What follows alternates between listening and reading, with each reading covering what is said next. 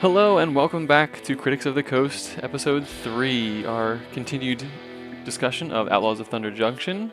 This is Part 2. If you missed Part 1, go ahead and check that out, where we discuss the art, the flavor, and the themes of the set, all the different tropes that we noticed, and references. There were quite a few references in the set, so go ahead and check out Part 1. In Part 2 today, we're going to discuss all of the mechanics of the Outlaws of Thunder Junction. Joining me, as always, is the lovely Colin. Colin, how are you today? I'm doing well, sir, and lovely too. I'm blushing. The people don't know, but for those of us in the know, it has to be said. And as well, our debonair Sean is here as well. Sean, how are you? I'm doing very good. How are you, gentlemen? Fabulous. Really having a good go of things these last few days. So I'm excited to continue our discussion on Outlaws of Thunder Junction and get over all of the mechanics. There are 6, what I would say, unique mechanics in the set. First of all, I think maybe one of the big cruxes of having Outlaws of Thunder Junction in this Wild West world is committing crimes. So to commit a crime means that a spell or ability you control targets an opponent, anything they control, like their creatures or their artifacts, or you target their graveyard and anything in it as well. That would be considered committing a crime. There are 26 cards in the set that refer to committing crimes, 2 mythics, 6 rare, 13 uncommon, and 5 common.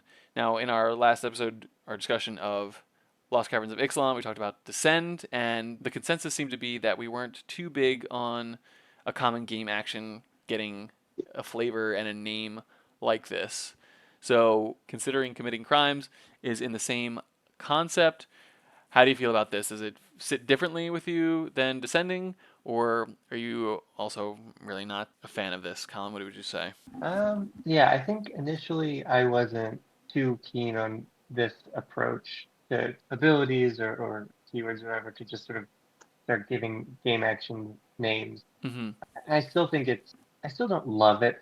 I think I would take this over the Descend. way that they would sort of Oh, sorry. do things that would kind of go nowhere, right? So like they would introduce a new mechanic for the new set that comes out, and then it gets forgotten about Mm-hmm. immediately after. Like something like mutate or whatever. It just kind of comes and goes and it's gone, and just sort of maybe they'll get to it back to it in 4 or 5 years, but it's kind of just out on an island. It's sort of doing its own thing. But so at least in this case, things that care about committing crimes will have plenty of ability to interact with old cards. They can interact with new cards because that's something that's Mm-hmm. always going to happen. So I guess my I don't know, maybe it's like I've begrudgingly come around to the idea of this Mm-hmm. because at least it sort of fits. It has it's something that can be relevant, and you have plenty of cards that you can kind of pull from the history. So if this is something that you wanted to do, you can do so. But I still don't think it's the best from a like a design perspective to keep doing stuff like this. But Mm-hmm. I at least I prefer it to the alternative of where it just you introduce a new mechanic for one set and then it never is it's just sort of Right. forgotten about for years and years on end. Yeah. I think you took my points exactly, Colin. Where I think this is a mechanic that can apply to countless number of cards in Magic's past and countless cards in Magic's future without even having to reference that ability. So I do think it plays well that way. What are your thoughts, Sean? Yeah, I mean, I'm not a big fan of it. Yeah, I feel like it's like something you just are doing, Mm-hmm. and Mm. it's the templating. I think it kind of just like I don't know makes it a little hokey by calling it a crime. Yeah. Like my hope is that this is just kind of like not gonna be how they reference it moving forward, and Mm-hmm. it's just kind of like for the flavor of the plane. Yeah. Mm. Because Yeah. I'm like not thrilled with it. Yeah, I made a similar note because basically, like in a duel of planeswalkers, which is what a game of Magic is supposed to be, are there actually any laws? Like, what do you mean committing a crime? Are there some kind of rules that we've all agreed to, like a gentleman's Right. agreement before this duel of planeswalkers? So I think flavor-wise, that doesn't really make a whole lot of sense. And I think, Mm. yeah, I agree with you, Sean. Committing crimes, maybe not the best nomenclature for it. I don't know, like hostilities or Mm. something like that. Something maybe shorter than hostility, but like something to that effect, where it's like we are engaged in conflict, and I'm doing things that are hostile to you. So if I engage in hostilities and affect you, then maybe there's a trigger of some kind. But yeah, calling it a crime, it's like, oh, is there some referee on the sideline here? Is like, hey, wait, you can't do that. Like, so Yeah. I mean, but it's also just like the whole point of the game is, like to interact with your opponent's stuff. yeah, I don't think it needs the kind of like pithy shorthand that's kind of like tongue in cheek. yeah. I think they stretched it a little bit to fit the Wild West concept. So yeah, Yeah. So it's my hope that, moving forward, it's not like, it doesn't become evergreen, as they say, but it's yeah, kind of Yeah. like, maybe it comes up on a creature every couple of years or something, or right. something. So I hadn't considered that they would keep it beyond this, but um, I would hope I would agree. I hope that they don't because it would be a frustrating. Just like hold on, I have to commit a crime. Like I think the idea that I had like with cards going forward, I think it's like just targeting other stuff is fine. So these things can always be relevant and whatever. But yeah, if that's the plan is to, unless they call back to this in like future crime-oriented sets, which is apparently all of them these days, that's okay. But if we ever get away from the crime theme, Yeah. then yeah, I would hope that they don't continue to use this sort of branding because I think it would start to feel silly. Yeah. This, One interesting thing that I discovered is that there's there may be more, but the one thing that came to my mind, I recalled a certain creature, a white creature for 1 white mana. It's a 1/1 with the ability to pay 1 white and tap it to tap target creature, and it's called Gideon's Lawkeeper. But it would be committing crimes every time it is upholding the That's law, supposedly. So a little bit of a oh, flavor fail there. I don't think Wizards considered that when designing this mechanic. So. amazing. Arrest does the same thing. That Oh commits yeah. a crime. Yeah. Yeah. Arresting someone. Pacifism, that's a crime. So it's like it cheapens like the kind of language of the game and the Yeah. vernacular that we use as we play through games by being like, well, now I'll commit a crime by arresting your whatever. It's I don't know. There's dissonance there. Arresting your lawkeeper is a crime. Yeah. Yeah. All right. Yeah, critics of the coast, you gotta tune in for the hard hitting analysis. We are paying Yeah. attention. We've got the ideas. So we've got some pretty good suggestions for this mechanic. I don't know, was there any card that you like that it has committing crimes on it? Colin, any one that you actually like or think you might want to use? Yeah, I don't know that any of them are gonna. I guess the one that I thought I might be able to find a home for was Intimidation Campaign. That was one that kind of jumped out at me. That's the enchantment. I think that could find a home somewhere, perhaps. So my initial thought was I would put that in like in the mutate deck, but then I was like, oh wait, no, it's other people's stuff that I have to target. So, Yeah. but I still had already it had already piqued my interest enough that maybe I'll try to find them. But good, it's a good you draw a card losing life and stuff, gaining life. That's And all. you get All to do it those again. things are good. So, Yeah. What about you, Sean? Any cards that may tempt you into a life of crime? I was also thinking about trying out Intimidation Campaign in my Ramses Overdark deck. Oh, Or all right. enchantment synergies, and I am committing a lot of crimes in that. That's true. I'm interested in Magda. I Yeah, think that's mine is very good. pretty strong, mm, making treasures and then making scorpion dragons, Yeah, second treasures. That's pretty cool. very And then cool token too. yeah. I'm also interested in Karavek. Mm. I think that's pretty cool. Get some good recursion value and Yissa is strong. Like I think a lot of the crime cards are good, which is why they probably have the once. Most of them have the once per turn Right. limitation. Yeah. But I think the naming convention is a little whack. Yeah. Agreed. Okay. I think there's some pretty cool crime cards. Yeah. I think the cards probably play pretty well, even if the flavor of them we may not be the biggest fans of. Well, like I said, you're doing that stuff anyway, Yeah. So Right. It's Mhm. not too hard to take advantage of if all is going well. All right. So moving on to the next mechanic of the set, I'm going to group two of them together here: Outlaws and Mercenaries. So, Mercenary is a new type of creature token created by numerous cards throughout the set. It's a 1/1 red mercenary creature token with the ability to tap it, and a target creature you control gets +1/+0 until end of turn. You can only activate this as a sorcery. So, those are the Mercenaries. And then Outlaws are a new grouping of creature types. So, any creature that's an assassin, mercenary, pirate, rogue, or warlock is also an outlaw. There are 14 cards that create mercenaries, one mythic, one rare, 8 uncommon, and 4 common. And there are 14 cards that care about Outlaws, with 3 of them actually overlapping with the Mercenary token generators. So there's 1 mythic, 2 rare, 7 uncommon, and 4 common. A few more statistics for you here. There are 69 creatures that are Outlaws in the set, and 89 other creature cards in the set. So there's 158 creatures total. 57% of the set is creatures, and 44% of the creatures are Outlaws. So there's a lot of Outlaws in the set. How do you feel about Mercenaries and Outlaws, Colin? Do they excite you at all? Um, I think this was I think one of the weaker ones. I think for at least from my perspective, it's just both elements of it were kind of just like, I don't know. It Yeah. didn't really grab me when I saw it. I think maybe the mercenary element, I feel like that could be more. I don't know. Maybe that's more of like a limited environment type of thing. I don't know, but Yeah, I'm yeah, sure. I just wasn't. Yeah, I wasn't too over the moon about those when I saw that. Sean, do you have any interest in Outlaws or Mercenaries? Well, I like when they batch creature types like that, for one. I think I end up building a lot of kindred decks. Hmm. And when you can get multiple creature types and get benefits from them, I think that's at least a more diverse deck than if you're just building a rogue deck or Right. a pirate Mm. deck. I think there's some good design space there. Yeah, I agree. I think batching is a great thing. I really liked when they introduced that Yeah. in Dominaria with historic, which is artifacts, legendaries, and sagas are all considered historic cards. I think that was a great introduction, and I'm glad to see them using that as well. Yeah, and I think, I mean, and they've done it too with I don't know if it has a name, but like this does like serpents, krakens, octopi, like Mm-hmm. the Yeah. sea creature kind of batching. Mm-hmm.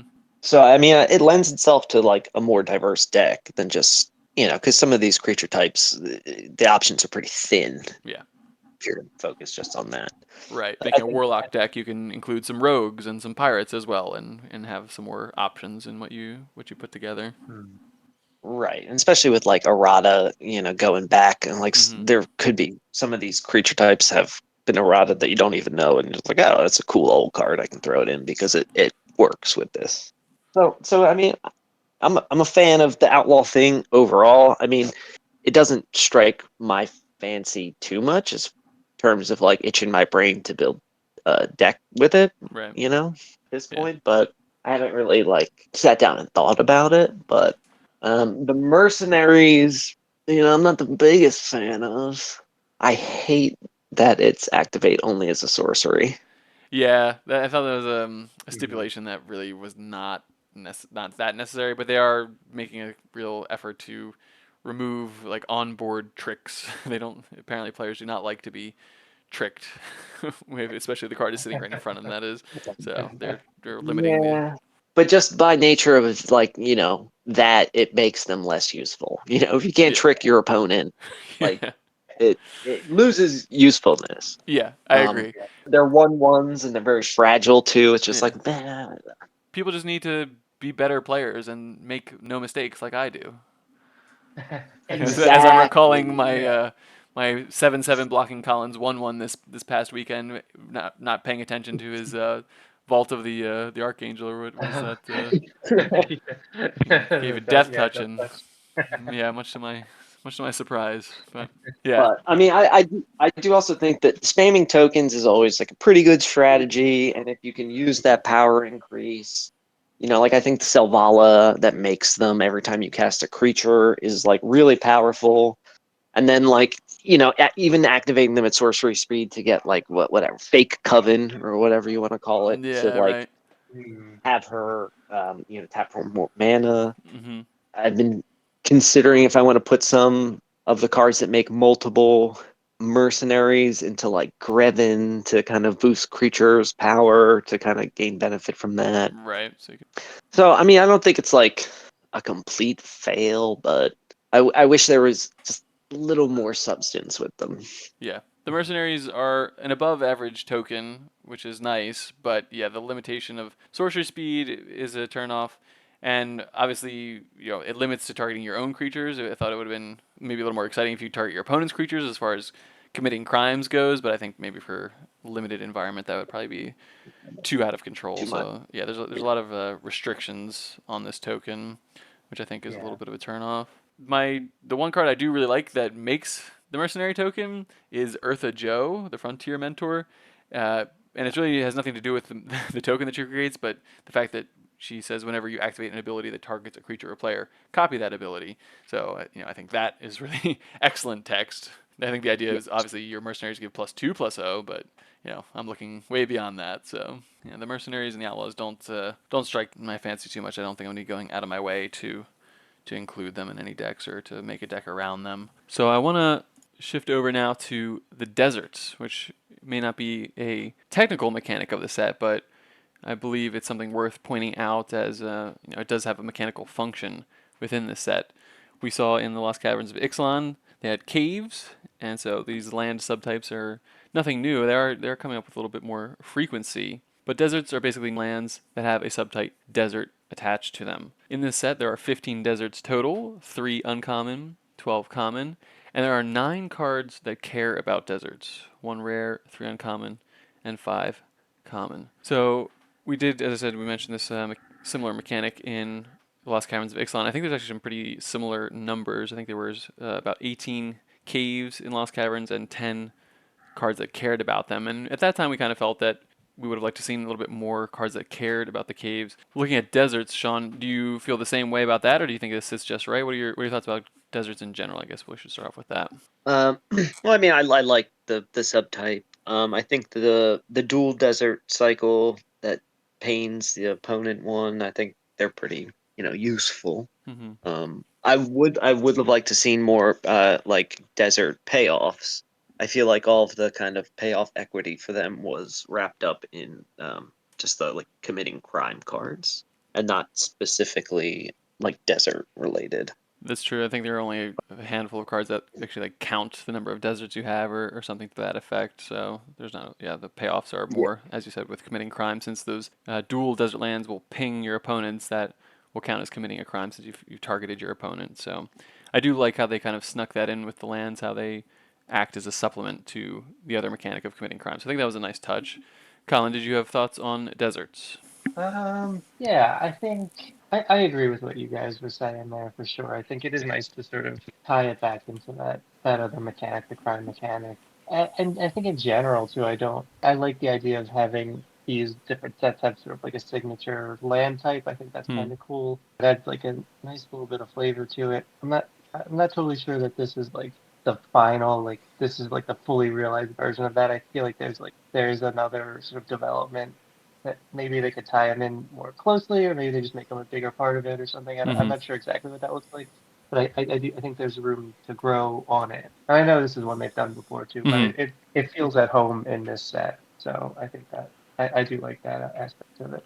Right, as you referenced it, this is not the first time we have seen the desert subtype originally appearing in Amonkhet, and those deserts are fairly different than what we're seeing here. This one, largely out of 15 deserts, 10 of them are just the dual lands, so 10 of them are all more or less the same thing.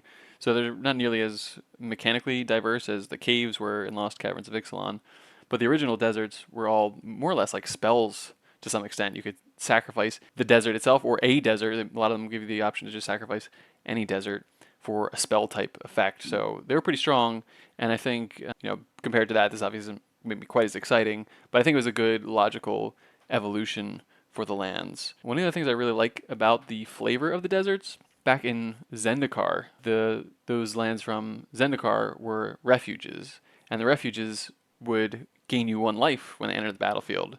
And so you think about, refuge is somewhere you can kind of take comfort and aid and gain that 1 life. And now we've got these deserts, which are all hostile. They're all committing crimes. They're the opposite of the refuges, and so they deal 1 damage instead of gaining that 1 life. So I do like that touch, how they kind of juxtapose those two things. I didn't consider that. Yeah, I went deep on that one. I was like, oh, how about this? So I like that a lot. Any particular deserts that struck your interest, Sean? Anything that you might consider using in your own decks? Yeah, this was one of the ones that was in the commander decks, but the Cactus Preserve, Mm-hmm. where it's kind of like a reflecting pool that enters tapped, so he taps for any color of mana you can already produce, and then you can I think it's pay 3 and turn That's it right. into an XX with reach, where X is the greatest converted mana cost or mana value of your commander. Yeah, your age is showing there, Sean. Yes, I think I that know. I think that is an excellent card. I think it is something I'm definitely looking to get many copies of. Even if your commander doesn't have really high mana value, I think it's still an excellent land. It could be, add multiple colors, and man lands are, I just think, so valuable. So that one can really be pretty great on offense. It could be quite large, and it could be pretty excellent on defense, just with that sneaky And reach tucked in there. it doesn't even take like a high mana value. Even like a 4/4 with reach, Hmm. you can block a Sarah Angel. Yeah, how about that? The cactus land, greater than Sarah Angel. The game's come a long way. I was gonna say I also like the Sandstorm Verge, the one that a target creature can't block this turn. Although I wish it had a little more utility and you could use it as an instant affect other people's combat turns. Colin's attacking you, and I don't want you to block, but it's not in the cards. Yeah, yeah. Fans of the channel Yeah, that will would be hopefully have seen the latest episode of Gabe's Faves, where I do actually have selected Sandstorm Verge as one of my favorite cards from the set, and I do bring up that same scenario. So yeah, a keen observation there, Sean. I think that would be a pretty interesting utility for that land, but maybe in the future when they power creep that Sandstorm Verge. Yeah. And Colin, how about you? Do you have any deserts that Yeah. you're interested in? I like both of those. I also like Arid Archway. I thought Arid Archway Mm-hmm. was pretty good too. I think that I've kind of like softened on those like bounce lands probably the last like year or so. I was Mm-hmm. listening to a podcast where they really kind of explained an interest, like the use case of like being able to get a land back. There's so many of those like double faced, bell on the one Yeah. side and the land on the other. So it is nice to be able to take something like that back. I mean, this one has the desert payoff too. If you are doing a lot of deserts, you can surveil one if you bring another desert back, but even if you just bring back one of those Zendikar land, I think there was Zendikar Rising land, you get stuck early and you have one of those in your hand, you get forced to play it as a land, and then this is a nice way to bring one of those back and get another shot at it. So I like that. I like that mechanic a little bit more than I initially would only seeing it as a negative, like, oh, you didn't get as much progress as you'd like. But I've warmed to it, so I like to see some interesting ways to utilize it. And it taps for two. Yeah, those are all great points. I do think the Archway is quite good, and I also am looking to include basically just one copy of those types of lands in my deck. In the past, I usually generally run three-color decks, so for a while I was like, oh, jam all three in there, and Mhm. that you can run into some problems with that. I know Sean has some feelings about that. Do you want to get into that, Sean, or any comment? I mean, I've been burned one too many times early in the game of Bounce Yeah. Land. But I do agree with Colin's point is that they are becoming like more appealing now with especially the MDFC lands where Yeah, you kind of rebuy a spell. I like that. Mhm. yeah, And I those mean, just lands. Making better and better lands with like ETBs. So right. there's They're some use for them, but I'm cautiously optimistic. Sure, sure. The spell lands from Yeah. Eldraine are also pretty strong as well, so there are a growing number That's of pretty useful options for those types of Karoo lands. Again, I'll show my age a little bit there with the Karoo lands. true. Yeah. Yeah. So Desert's pretty straightforward. Let's go ahead and move on now to the saddle mechanic. So saddle basically introduces a new creature type, the mount creature type, and so mounts will have the ability to saddle them. So for example, it'll read saddle X. So for example, maybe saddle 2, which means you can tap any number of creatures with total power 2 or more, and then that mount creature will become saddled until end of turn. And you can only activate saddle as a sorcery. And if you were to saddle a creature, you'll typically get some kind of bonus when that creature attacks or does some sort of action. So you really need to be mindful of this is one thing that is important. You have to saddle before you are going to your combat step because you can only do it as a sorcery. So that's something to be careful about. In the set, there are 17 mounts. There's one mythic, 6 rare, 5 uncommon, and 5 common mounts. And then there are 10 cards that care about mounts. So 1 rare, 6 uncommon, and 3 common. So, Colin, how do you feel about mounts? Yeah, I like this ability quite a bit. I think is a pretty neat play off of something like we've seen before. Like it's fairly similar to like the vehicles and crew and all that, but it does add that nice wrinkle that the creature is still a creature when it's not mounted. It's just in your best interest to sort of have it mounted because you do get those other payoffs or there's some value to utilizing it in that way, which I think is really cool.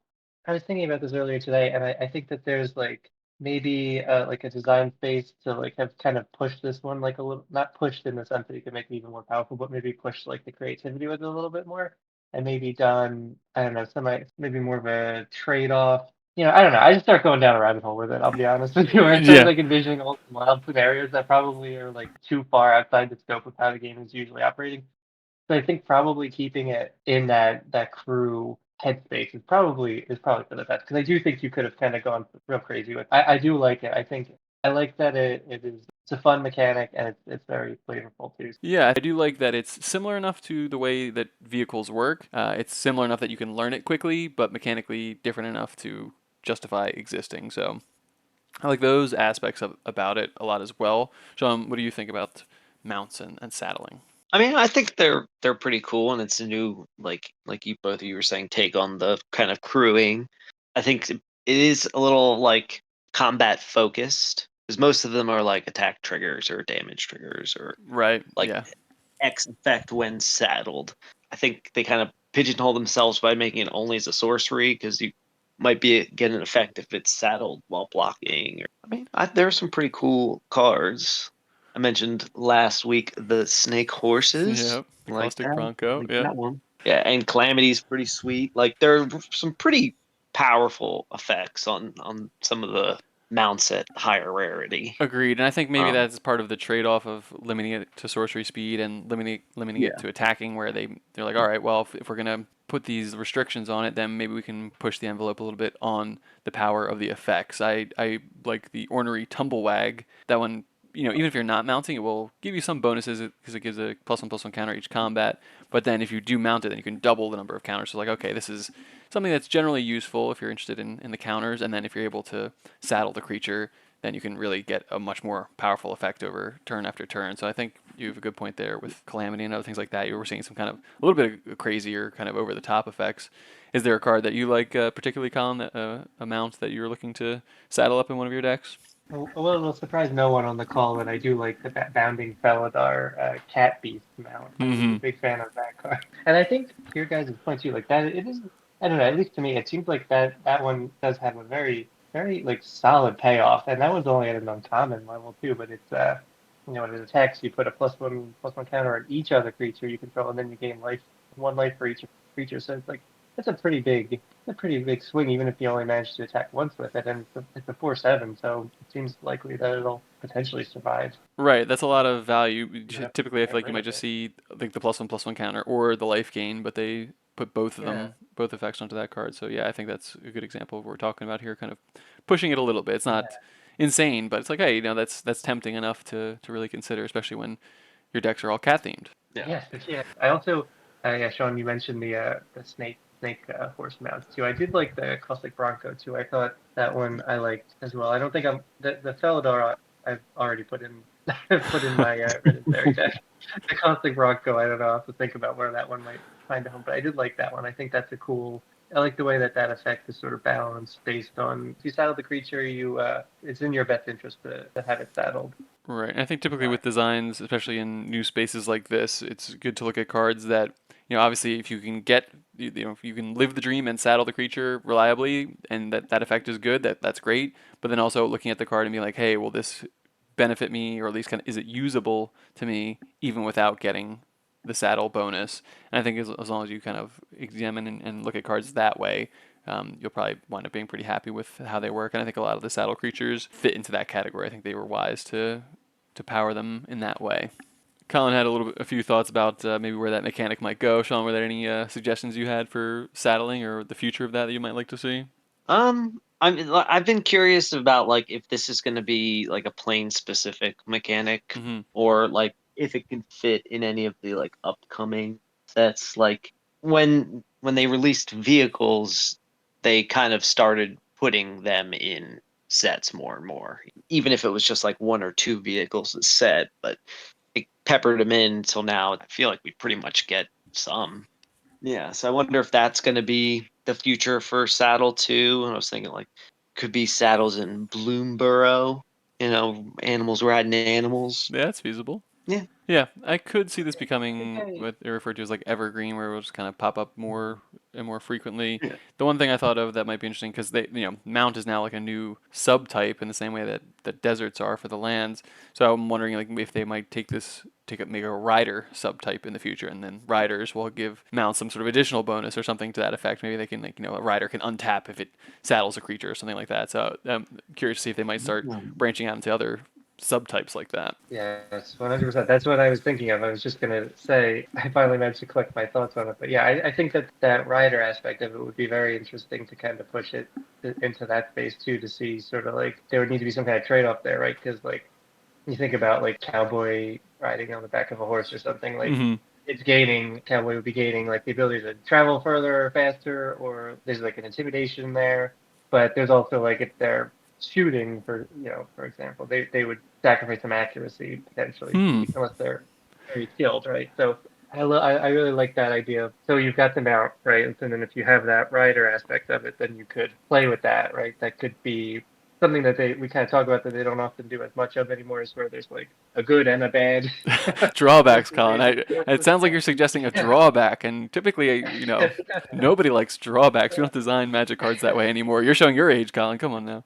That's fair. So I don't know if there's any other closing thoughts on Saddle, but we can move on to, and I'll tip my hat a little bit. I think this is one of the most exciting mechanics I've seen in a long time here.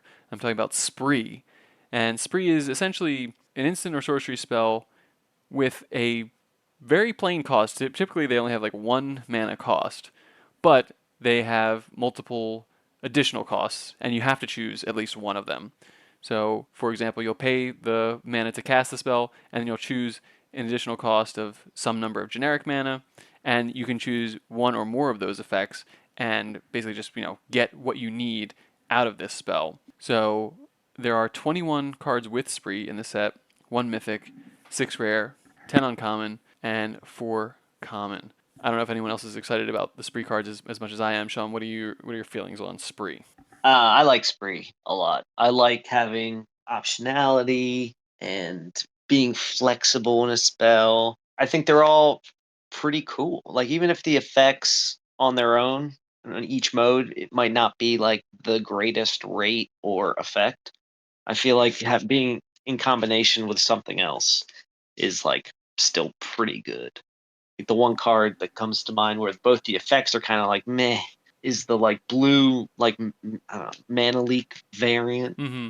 that can also make the 2/2 spirit. That's good in some situations, and if you can get both, that's great. But I just like the flexibility. There are a lot of exciting cards, and then like the more I've been thinking about it, there's just such crazy interaction with so many things in Magic, like Cascade or Mm. Discover. Yeah, finding it with Spell Seeker or like the low mana value of the spell, and then having it be an additional cost for each mode leads to some pretty powerful things you can do. Yes, there are some tremendously, and you said some of them seem like kind of mundane, like choices, but they all typically are pretty Mhm. excellent if you can get one or I'm sorry, both or three modes, all of the modes on them. They're all pretty excellent if you can do Yeah. that. And I think having flexibility with any of your cards, let them do, give you choices is really one of the most powerful things you can have because that will help you in a variety of situations instead of just having a card sitting there and be like, well, this card does one thing and I don't need that one thing right now. You open yourself up to being able to take more actions during the game and help you enjoy the game more and hopefully you'll be able to perform better and be more involved in the game. So I think they're terrific in that sense. They let you play the game and let you make more choices than you might typically be able to. Colin, how do you feel about the spree cards? Sometimes for me, choices are can feel overwhelming, but that's why I try not to run because objectively it is good to have cards that you can use situations, and that's why I do love all those like modal double face lands. I like how all of these things kind of like in the individual card they all kind of like make sense together too. Final Showdown, that's the one that like is sort of like builds upon itself. It's expensive, but it also feels very satisfying that like all creatures lose all abilities, and then you can pick a creature to give indestructible, and then you board wipe all the rest of the creatures, which is I like that. So I think even though I did say like I get confused sometimes, I think all of this fits together in a way that I really appreciate. Yeah, that's a huge I think advantage this in is deck building and will really help your deck be more consistent and more functional, I think. Go ahead, continue. You can say something else. yeah, I really like that, and I think probably a better example of that would be like requisition rate is another one. Like you can use it to take out an enchantment, take out an artifact, or just put a bunch of counters out. All of those things are handy, you know. Yeah, that's it. I just like that because that's have some options there. Well, I do agree though that Colin mentioned. I think they do combine nicely. I think a lot of the effects go fairly well together, and that can kind of help. I think alleviate some of the concerns you have with having too many choices. Where it's kind of like, all right, well, doing these two things together makes sense because of just how that functions. So you can help crystallize those choices in your mind and maybe make the gameplay a little less confusing. I think this is kind of in how I don't know that I would say they perfected Cascade by redoing it with Discover in Lost Caverns of Ixalan, but it's like a vast improvement, I think, over that original mechanic. And I feel like this mechanic Spree is a really great step forward in a mechanic that they've tried a couple different times before, such as like with Entwine, where you would have this one spell that could do two different things, and if you pay the Entwine cost, then you get both. And Escalate was also a similar mechanic where you've got three different, usually I think it was like three different options, and then you can pay a specific cost again and again to pick up additional options as well. And while those mechanics I think are great and good and fun, I think Spree is by far the best of this type because those cards were priced in a way you pay one cost and you get one of those choices, and then Mhm. we have to kind of figure out what the additional cost is to get more choices. Whereas the Spree cards are each choice has its own unique cost, and so you don't have to overpay for either one. They don't have to balance the card cost around both of the mechanics because they do that with the price of the additional cost. So I think that's fabulous. And since it doesn't have to account for all those different modes and those costs, I think the cards can be balanced way better and they can put more interesting combinations of abilities on them. So I just think it's excellent design, and I can feel that in the excitement for these cards when I look at them. I think they're just a great design for the game and for players to really enjoy playing the game. I will say my Like, one criticism of it is more of like a flavor thing, but and I think we talked about this in the previous episode where it's like they keep going back to this sort of crime space. So I don't know that Spree really feels all that. And, That's a fair you know, point. Yeah, the name of the mechanic, I don't know if that lends itself to being used again in future sets or it's just something they just like, okay, we're gonna overlook the flavor of this and just kind of. And I guess maybe it doesn't even need to mm, be like, oh, a crime spree. It's just more like a magic spree or like a spell spree or something like that. You just sure. Yeah, I'm yeah, casting and I'm just keeping going. There's more spells to be cast or yeah. something to that effect. Sean, do you want to go ahead and jump in?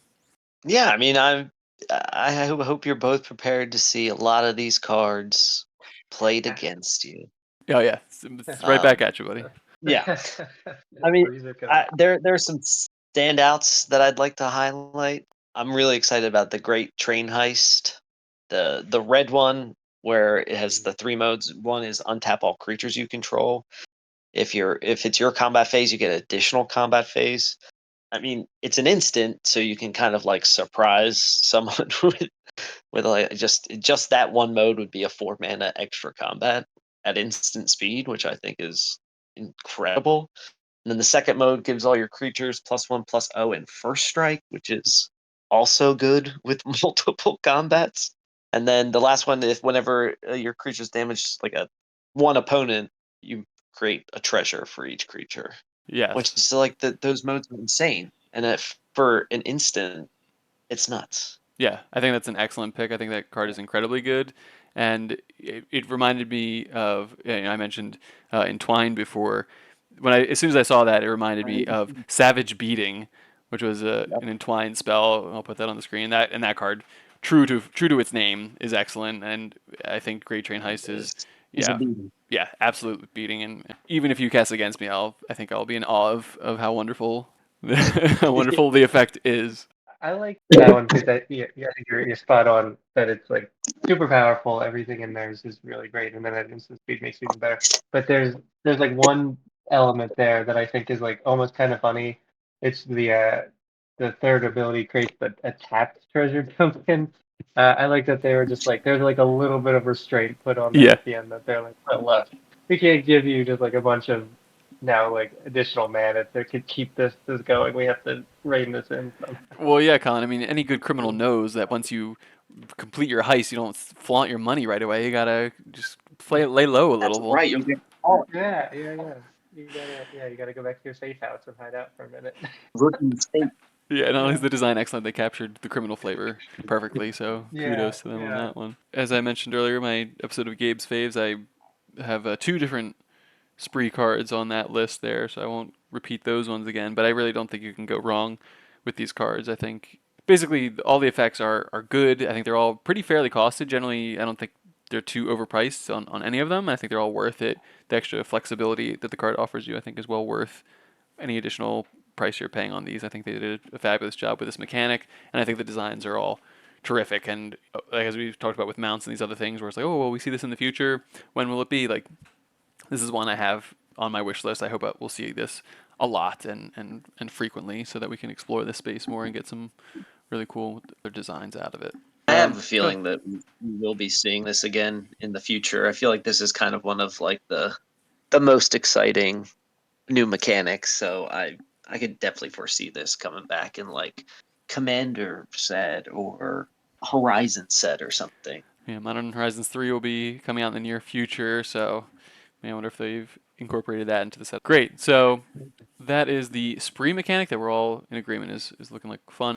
And the final mechanic for the set is the plot mechanic. And I've kind of grouped this up as well with cards that care about you casting multiple spells per turn, and some cards that care about whether mana was spent or not on your turn. So plot is basically an alternate cost you can pay for the card. You'll pay the plot cost, exile the card from your hand face up, and you can then cast that card as a sorcery on a later turn without paying its mana cost. And you can only plot the card as a sorcery. So there are 38 cards in the set with plot or that care about multiple spells being cast or no mana being spent to cast a spell. There are 2 at Mythic, 11 rare, 16 uncommon, and 9 common. Colin, you're pretty nefarious, if I do say so myself. What do you think about the plot mechanic?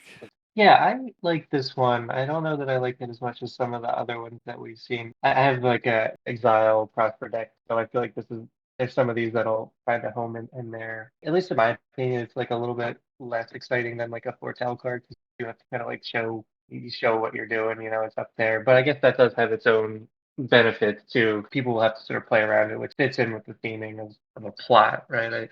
I suppose that's pretty good flavor. But it's sort of like a nice mechanic. I think it'll find some use for me, but I think it's maybe just like a little bit less of an exciting version of like Foretell, because I think the fun of Foretell is when you flip it over and it's a big surprise, like I always like the aha moment, and so I think you don't really get that with this. So it is good, but perhaps not great. A fair assessment. Sean, how do you feel about that? Do you agree?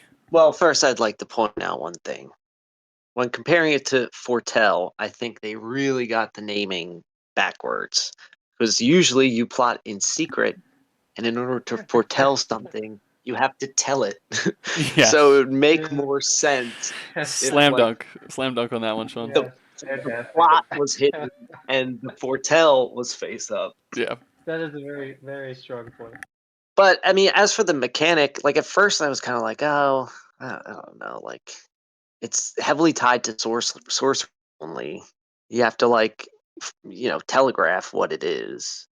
But the more I've been thinking about it, the more it's kind of been like scratching my deck building itch.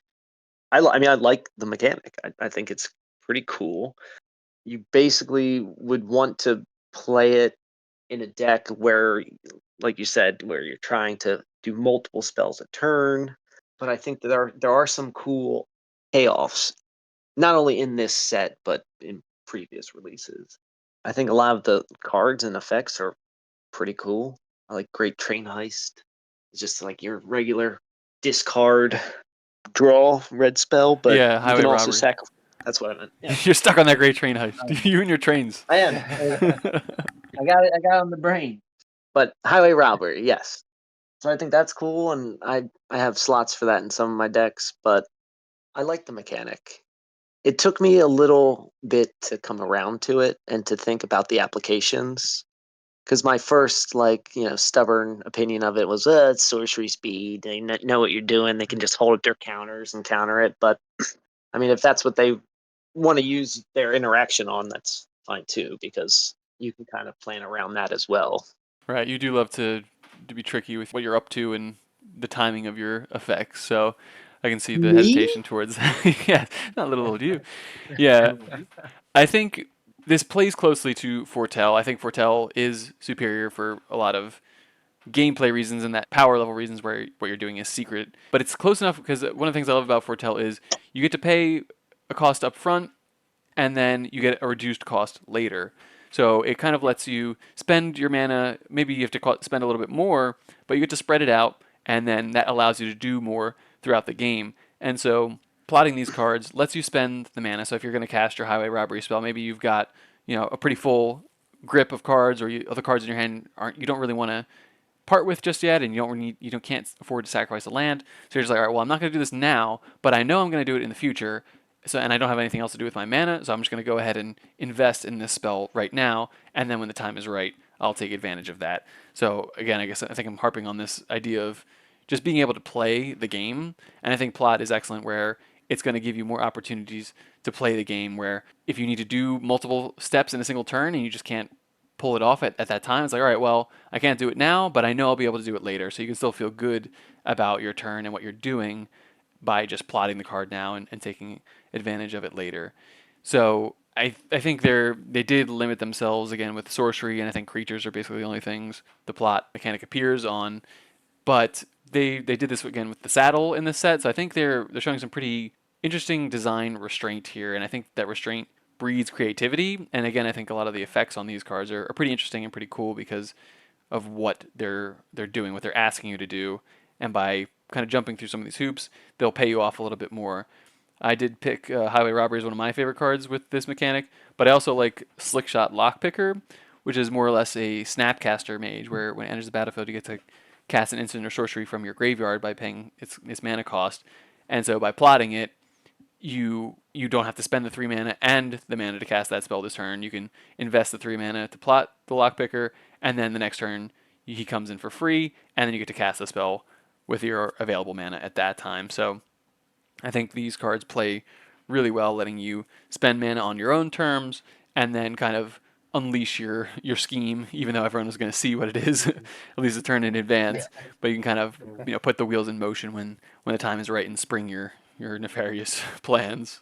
And I think a lot of the designs are kind of like that. Like you mentioned, the lock picker, where it's like you might not have the spell you want to flash back in your graveyard yet, but you can like bank the mana and pay for it now, use Yeah, it later. Same great with point. like Visage Bandit, where you might not have a big bomb that you want to copy on your side of the battlefield yet Hmm. because it's early in the game, but you can just kind of like pay for it now, cast it for free whenever. I also like Pitiless Carnage, the like reprocess variant, because I think that's pretty powerful too. Like, yeah, you're going to telegraph, you can sack a bunch of your permanents at some point, but you invest that mana then, build up, I don't know, tokens, or if you have extra lands or creatures and you want to wipe the board anyway, you can just cast it for free, draw a ton of cards, do whatever you're going to do from there. Like I was saying, at first blush, I was trying to like wrap my mind around why it would be good to invest this mana and just kind of like quote unquote cast it without actually casting it. Then, Right. you're telegraphing it and everything. But I definitely came around to it and think of it more of like to spend your mana effectively on turns when you might not be doing anything else. And then you could have like one big turn or one late game kind of swing of a turn without investing as mana. So you can also do more on that turn. Yes, having more mana lets you do more things, and by being able to invest in these spells, you get to do more things, and that's really how you have fun playing the game, and how you give yourself a really good chance to win, or at least do what you want to do with your deck and be able to express yourself that way. So I think this mechanic will really enable players to do that. So I'm excited about that. Okay, so those are all the mechanics from Outlaws of Thunder Junction, and having talked about those types of mechanics, are there any old mechanics you felt should be present in the set? We had a great success when we discussed this in Lost Caverns of Ixalan, so I wanted to make sure this was a recurring point of our discussion here. Any mechanics that you think might be cool to have had in this set, Sean? Oh, I didn't even think about that. Banding. No, just kidding. And Yeah, banding every set. Well, if you're joining a team of outlaws, you're banding Yeah, together. and together. I Yeah. can see the flavor reasoning there. That's a horrible answer. Yeah, no, nobody wants banding. I was wondering if we were gonna get into a horsemanship conversation I think that's fair. That was on before my these. list. I feel like that if there was ever a time to bring it back, I mean, you literally introduced the, horse, horse functionality in this set. Yeah, I thought about horsemanship, and there's two others that I thought might have been interesting. First would be the clash mechanic, where each player in the clash reveals the top card of their deck, and then you put it on the bottom of your deck, but the winner of the clash is the player who revealed the card with the highest mana value.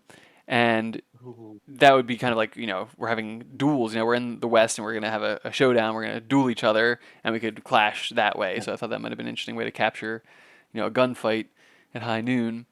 And the other mechanic I thought, not that I particularly am interested in this mechanic and seeing it appear multiple times, but I thought for like standard format purposes, if they had wanted to continue the day-night cycle with the brutal heat of the day in the desert and then the cold, harsh isolations of the night as well, I thought that might have been an interesting flavor inclusion. Though again, I'm not really thrilled about tracking that mechanic, but I thought those might have been interesting. Can you imagine playing? I don't know how you make it work, but I kind of like that idea if you did something with like the desert lands where they function differently based on Wow. whether it's day or night. That would Yeah. be very annoying, but also could be really fun too. But yeah, those are two good ones.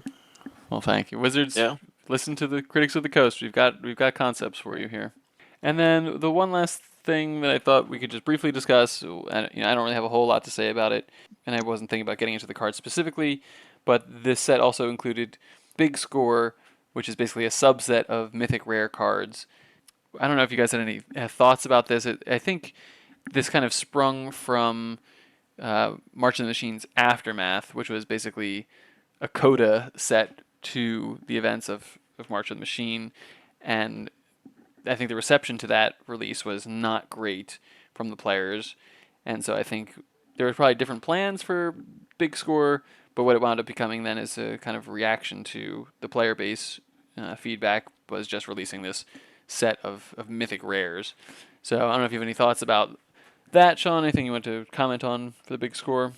I also have heard that, yes, it was supposed to be the aftermath of Thunder Junction, but because that was a horrible idea to begin with, they decided to fold it into this. I mean, I like a lot of the cards. I think they're very powerful, but it also just kind of feels like extra lottery. They have the breaking news too, and then that, so it's just like a lot of extra stuff.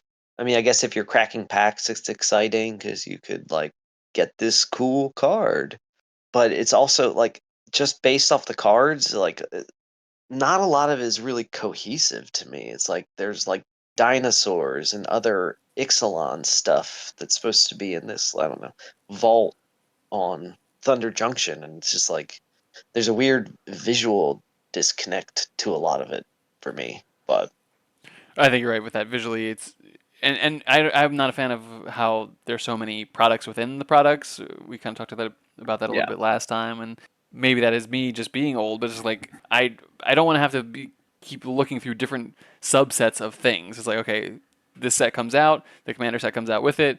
I'll look at those two like lists of things. But now it's like, well, there's stuff within the stuff, and basically for a player right now, maybe it's easy to keep up with that and you're aware of it. But I feel like going forward in the future, if you look back like 10 years, like, okay, I'm going to look through all these like old sets and like, well, what's in here? But it's like, you'll have no idea that someone's going to play this card. You're like, what is that even from? Like, where did that come from?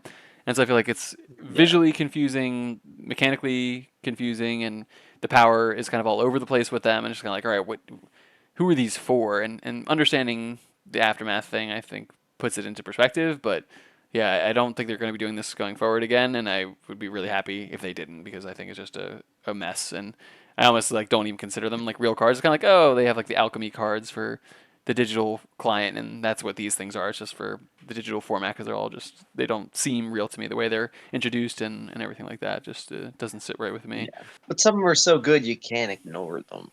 That's you the real know? kick. But that's why it also Okay, feels like sword in lottery. Like you're either spending like a ton on it on this mythic, limited kind of pull single, or you're like hitting the lottery, opening a pack, getting whatever your simulacrum synthesizer or whatever, like the big chase ones are with Right. the new sword. Well, do you have any thoughts on these, Colin?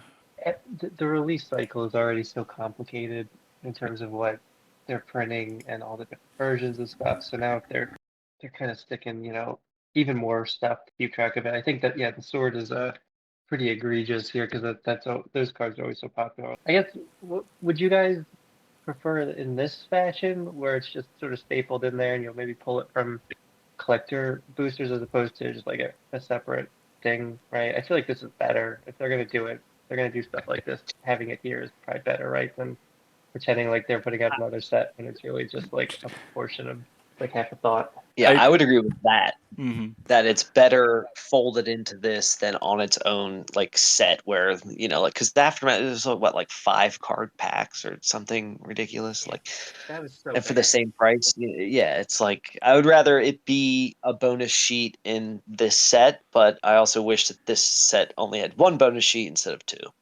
I feel it's kind of asking you is like, oh, would you rather eat bugs or would you rather eat poop? It's like, well, I don't want either of them. Please just stop. Like, just don't. I don't. I'll just pass. Like, like leave me alone. That's more how I feel about it. I think maybe this is preferable, but yeah, it's like, picking Yeah, the lesser either of one two is terrible great. options. Yeah.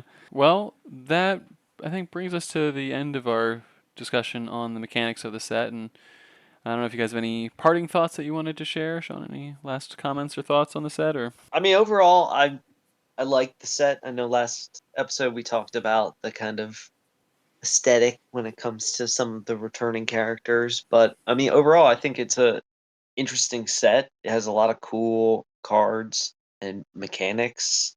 I'm like generally looking forward to playing with some of the cards, and I feel like some of the latest releases I've felt have kind of been like hit or miss, or like maybe a little more forgettable after their initial release. But I think that a lot of these cards are going to have like staying power in, especially the commander format, and like my own deck building. Right. Yes, I think the designs in the set are excellent. I think the mechanics in the set are all very strong and very interesting. So I think they did a great job designing the set. And while we have our complaints about the flavor and maybe some of the goofy, references and things like that, I think they did a great job with the set as a whole. And I agree. There's a lot of cards that I'm interested in actually using in our games of Magic. So I think they did a fabulous job with the set overall. Colin, any other thoughts you have if you wanted to speak to that or just any other additional thoughts?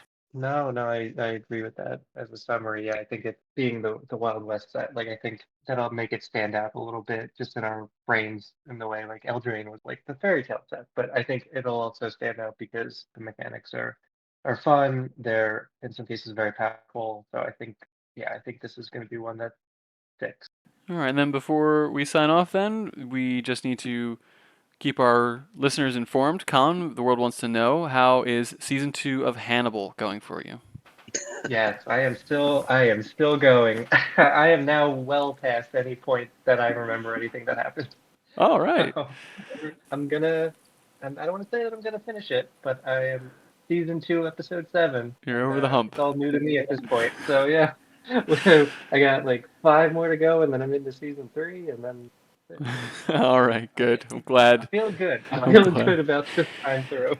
Good. I'm glad our viewership has compelled you to carry on and be true to your word. So that's great Yes, I news. appreciate you keeping me accountable too. Yes, of course. I wasn't gonna let that slide. All right.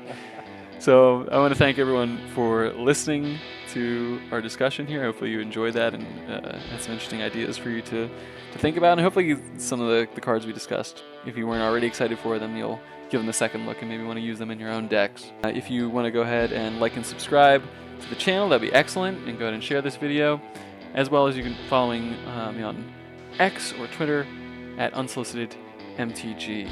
I want to thank Colin and Sean for taking the time to bring such wonderful points and thoughts to the episode.